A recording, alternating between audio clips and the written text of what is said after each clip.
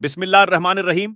अस्सलाम अलैकुम दोस्तों। अजान एक अल्लाह का कलाम है, यानी अजान को किसी ने लिखा या किसी ने बनाया नहीं है, बल्कि अल्लाह की तरफ से हम इंसानों के लिए भेजा गया एक कलाम है, ताकि इसके जरिए से लोगों को नमाज के लिए मस्जिद में इकट्ठा किया जा सके। इसी वजह से हर रोज 5 वक्त अजान दी जाती है। आज पॉलिटिक्स की वजह से भारत का माहौल कुछ ऐसा बन गया है कि जगह जगह पर लोग अजान पर एतराज करते हुए नजर आ रहे हैं। ये लोग शायद इस बात को भूल गए हैं कि जब अल्लाह का अजाब आता है तो इंसान को संभलने तक का मौका नहीं मिलता और इंसान तबाह व बर्बाद होकर रह जाता है। आज की इस वीडियो में हम आपको एक ऐसे शख्स के बारे में बताने वाले हैं जो अजान से सख्त नफरत किया करता था, और यही नहीं, एक बार तो उसने अजान देने वाले को गालियां दी और तो और उसे थप्पड़ भी मार दिया और अजान भी बंद करा दी।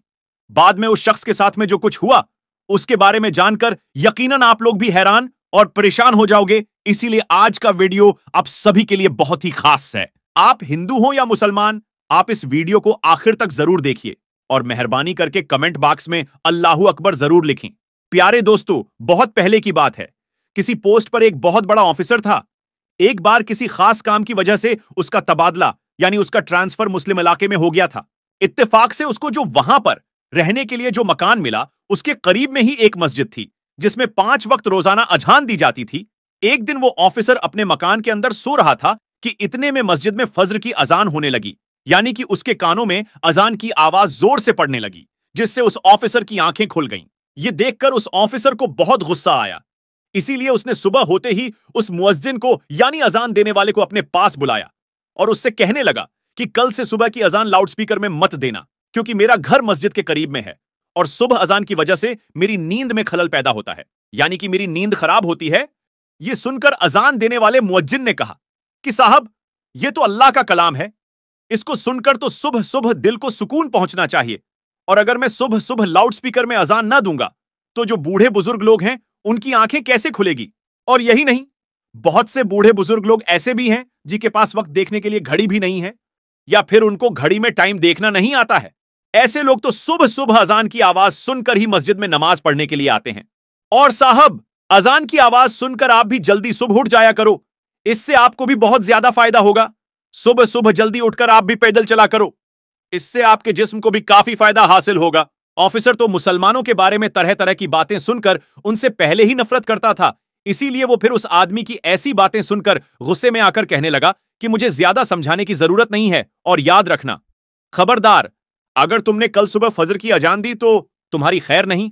और ऐसे ही उस ऑफिसर ने अजान देने वाले शख्स को खरी खोटी सुनाकर भेज दिया, मगर उस अजान देने वाले ने उस ऑफिसर की बात पर कुछ खास ध्यान नहीं दिया। इसीलिए फिर उसने अगले दिन ही सुबह फजर के वक्त में लाउडस्पीकर से अजान दे दी। जैसे ही सुबह सुबह उस ऑफिसर ने अजान की आवाज सुनी तो गुस्से से लाल हो गया और वो फौरन अजान देने वाले के पास गया और उसको बुरा भला कहने लगा। और यही नहीं, गुस्से में उसने अजान देने वाले शख्स को थप्पड़ मार दिया और कहने लगा कि मैंने तुमको कर कितना समझाया था कि सुबह अजान की आवाज से मेरी नींद खराब होती है, इसीलिए लाउड स्पीकर में अजान मत देना, लेकिन तुमने तो इस बात पर ध्यान ही नहीं दिया। ऑफिसर को क्या कहता, वो तो थप्पड़ खाकर रोने लगा और दिल ही दिल में अल्लाह ताला से दुआ करने लगा, या अल्लाह, जिसने तेरी इस अजान देने वाले बंदे पर जुल्म किया तो उसे अपने अजाब में डाल दे, उसे ऐसी सजा दे कि उसकी अक्ल ठिकाने आ जाए। जैसे ही मुअज्जिन की आवाज अल्लाह की बारगाह में पहुंची तो अल्लाह ने फौरन उसकी दुआ कबूल कर ली और उसी दिन उस ऑफिसर पर अजाब नाजिल हो गया, यानी कि उसी रात वो अल्लाह की पकड़ में आ गया। जिस दिन उसने अजान देने वाले को थप्पड़ मारा, उस रात वो अपने घर में सोया था, मगर सुबह वो उठ ना सका, क्योंकि उसी रात उसके जिस्म के आधे हिस्से पर लकवा मार गया, जिसकी वजह से उसके हाथ हिलने के काबिल भी नहीं रहे। इसके बाद उस ऑफिसर का काफी इलाज करवाया गया, मगर उसका वो मर्ज ठीक ना हो सका। यह देखकर ऑफिस वालों ने उसे नौकरी से भी निकाल दिया। अब उसके घर में जो मोटी रकम आती थी वो भी आना बंद हो गई थी। अब घर में पड़ा पड़ा अपनी बीवी को परेशान करने लगा और लड़ाई झगड़ा करने लगा। उसकी बेचारी बीवी उसकी खिदमत करती थी, उसे अपने हाथों से खाना खुलाती थी, उसके कपड़े बदलती थी, यानी कि हर तरह से उसकी देखभाल करती थी, और उसके बदले में उसकी बीवी को गालियां ही सुनने को मिलती थीं। इसी तरह से कुछ दिनों के बाद में उसकी बीवी भी उससे तंग आ गए और एक दिन उसकी बीवी ने अपने भाई को फोन कर दिया और कहने लगी, भैया, मैं इस इंसान से तंग आ चुकी हूं, पूरे दिन इसकी खिदमत करती रहती हूं, मगर ऊपर से ये मुझे गालियां देता है, मारता पीटता है। अब मैं यहां पर इसके साथ में नहीं रह सकती हूं, इसीलिए आप मुझे यहां से ले जाइए। यह सुनकर ईस का भाई उसे फौरन लेने आ गया और फिर उस अफसर की बीवी अपने मायके चली गई। इसी दौरान उस ऑफिसर के दूसरे हिस्से पर भी लकवा पड़ गया। अब उसके जिस्म का दूसरा हिस्सा भी काम करना बंद कर दिया। अब उसकी दोनों टांगें सीने से जा लगी थी। अब ऑफिसर एक जिंदा लाश बनकर रह गया था।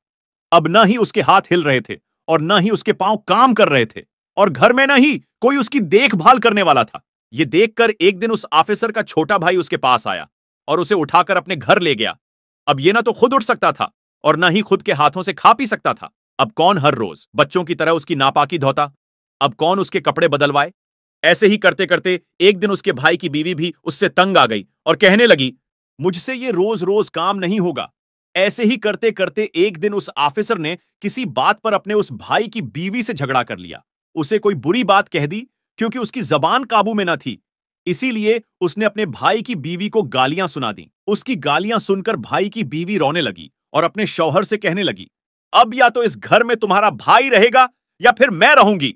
यह सुनकर भाई ने सोचा कि इस बीमार भाई के चक्कर में मेरी जिंदगी बर्बाद हो जाएगी, इसीलिए क्यों ना इसी को यहां से हटा दिया जाए। इसीलिए फिर उसने अपने बेटों के साथ मिलकर गुस्से में अपने भाई की चारपाई उठाई और उसको ले जाकर सड़क के किनारे पर रख दिया। दोस्तों, उस वक्त सख्त गर्मी का मौसम था, इसीलिए थोड़ी ही देर में वो सूरज की गर्मी में तपने लगा। उसको पसीना आने लगा।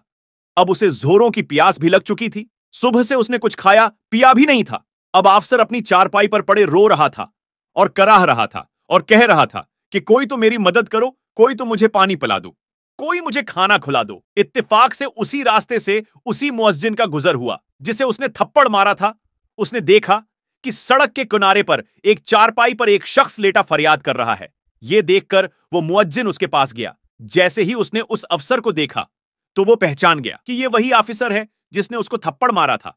यह देखकर मुअज्जिन हैरान हो गया और पूछने लगा, ऐ शख्स, तुम्हारे साथ यह क्या हो गया?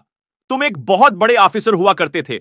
वो ऑफिसर भी मुअज्जिन को पहचान चुका था और उसने पड़े पड़े ही मुअज्जिन के आगे अपने हाथ जोड़ दिए और कहने लगा कि मेरी बर्बादी उसी दिन शुरू हो गई थी जिस दिन मैंने आपको थप्पड़ मारा था।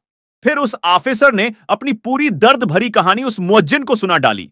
उसने बता दिया कि उसी रात मेरे जिस्म पर लकवा पड़ गया था और उसके बाद से मेरी हालत बिगड़ते बिगड़ते आज मेरी हालत ऐसी हो गई है कि आज मेरे पास में कोई खड़ा नहीं होता है।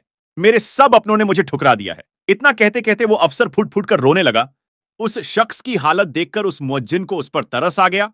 उसने उसको पानी पिलाया और उसके लिए खाना लेकर आया और अपने हाथों से उसको खाना खिलाया। और यही नहीं, फिर उसे उठाकर वो अपने घर भी ले गया और खूब अच्छी तरह से उसकी खिदमत करने लगा। उस मोजिन ने उसे बताया कि तुमने अल्लाह की शान में गुस्ताखी की है, इसीलिए तुम सच्चे दिल से अल्लाह से मुआफी मांगो। यह सुनकर वो ऑफिसर सच्चे दिल से अल्लाह की बारगाह में रो रो कर अल्लाह से मुआफी मांगता रहा और साथ ही वो मुअज्जिन उसके हक में दुआ करने लगा।